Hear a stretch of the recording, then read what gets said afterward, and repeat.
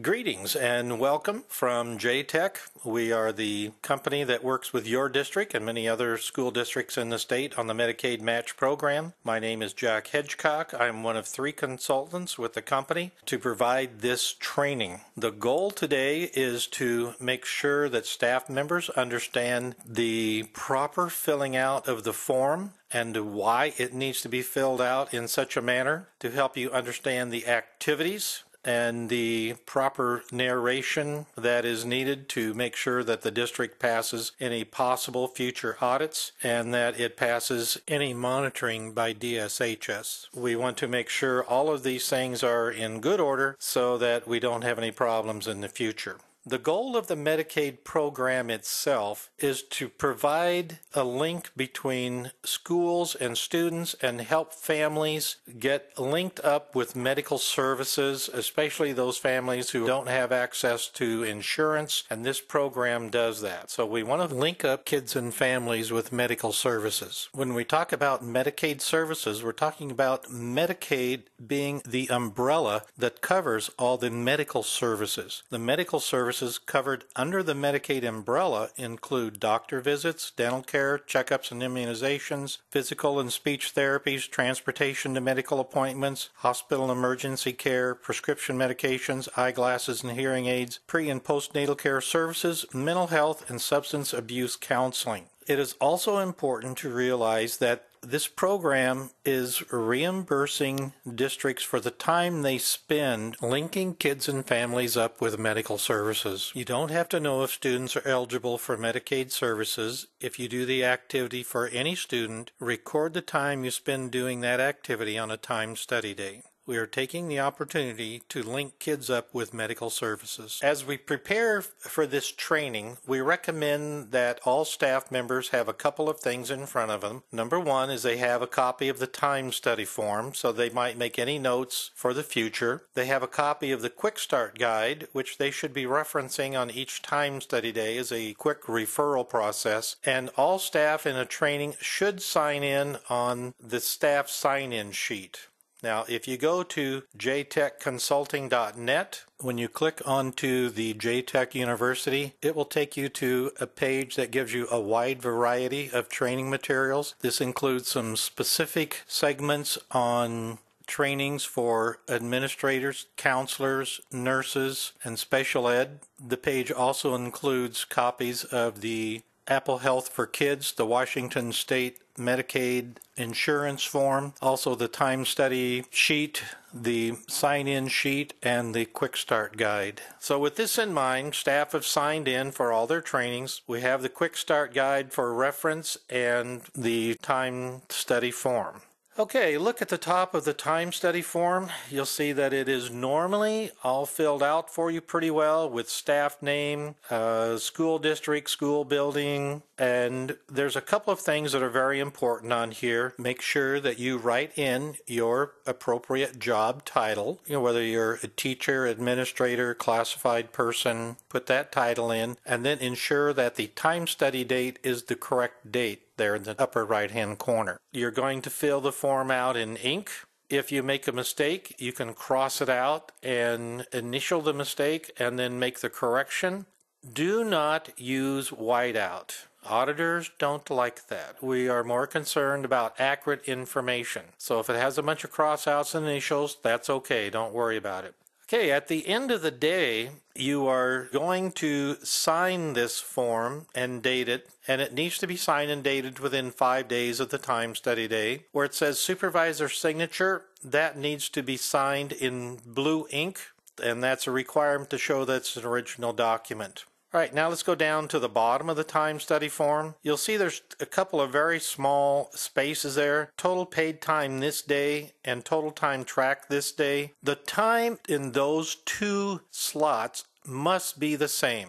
Now, we work with school districts who have certificated staff who have 7-hour contracts. Some have 7.25, some have 7.5, and some have 8. So put the time in there that is the contracted time for you for your district. Administrators should put 8 hours. Classified staff, You work your contracted hours. It may be 4 hours, 5, 5.5, 6, 8 hours. Whatever your contracted time is, that goes in both of those blanks, and they should be the same.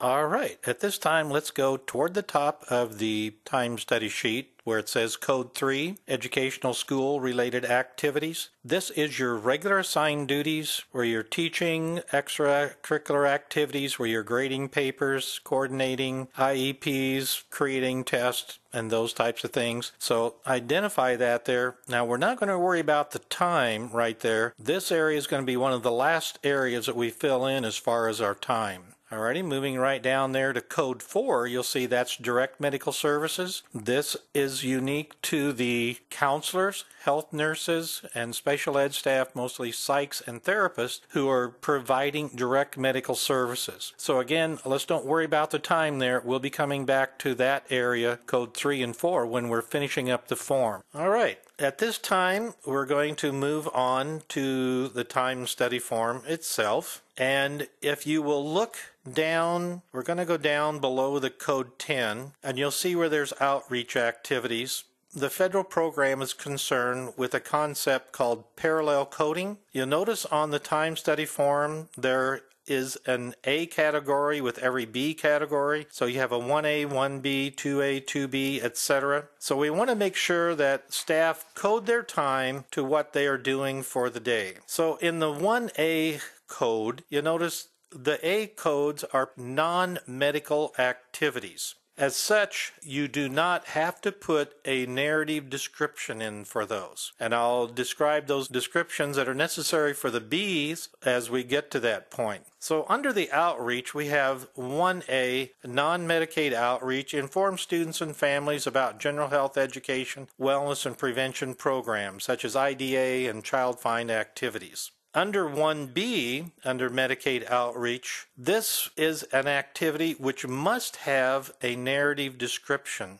And the narrative description for this one, as you'll see from the definition there, is we inform students and families about Medicaid and Medicaid managed care and encourage access. As you recall in the beginning, in the Quick Start Guide, we talked about all of the medical services available under the Medicaid umbrella. That was your hospital emergency care, eyeglasses, hearing aids, physical speech therapies. All of those are medical services. We want to make sure that parents understand that they have those services available to them. Now we're going to talk about encouraging medical access. Encouraging access is a very important part of that. Let's say you've been having a conversation with a parent about some type of a illness or a medical concern, and either the counselor, the administrator, a teacher, a special ed, psych therapist, somebody says something to the effect, have you considered taking your son or daughter to go see the doctor, to go see the counselor, any type of medical service? That is a 1B activity.